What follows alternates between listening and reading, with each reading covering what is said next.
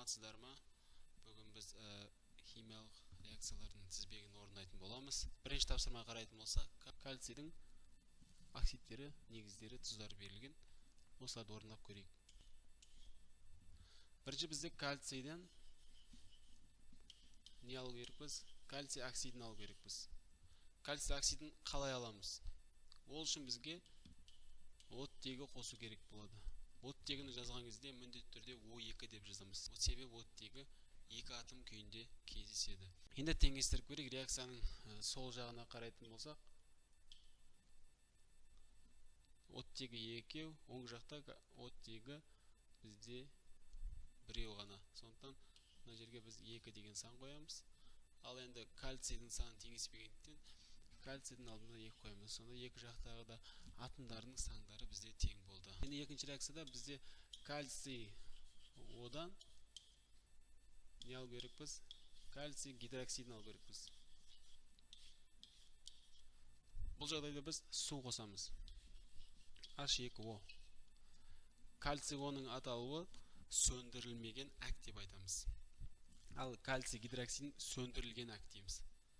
Себебі сөндірілмеген әкті біз сумен істеп отырмыз, сөндіріп отырмыз. Сондықтан мынау кальций гидроксиді бізде сөндірілмеген әк деп аталады. Реакцияның екі жағындағы атомдардың саны тең. Теңестіруді қажет етпейді. Ал енді келесі кальций гидроксидінен біз аламыз кальций нитратын. Ол үшін біз не істейміз? Нитраты бар бір зат қосамыз, немесе бір азот қышқылын қосуға болады. HNO3. Бізде екінші жағымызда шығады не? Су шығады. Бұл реакцияны біз тағы да бір екінші аты бейтараптану реакциясы деп айтамыз. Теңестіретін болсақ, HNO3-тан 2 қоямыз, сонда барлық атомдардың саны тең болады. Енді біз ары қарай кальций нитратын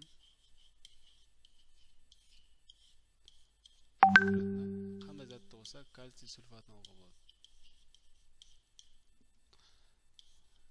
Дәл жаңағыдай күкірт қышқыл немесе бір кез келген бір тұз қосуға болады. Бір тұз қосып көрейік. Натрий сульфаты. Натрий 2 SO4. Алмасу реакциясы болады. Кальций натрийдің орнына натрий кальцийдің орнына барады. Сол кезде бізде екінші жағымызда натрий нитраты шығады. И теңестіреміз, сонда барлық атомдардың саны тең болады. Дәл осылай өздеріңіз екінші және үшінші сұрақтарға жауап жазсаңыздар, үйде орындасаңыздар болады.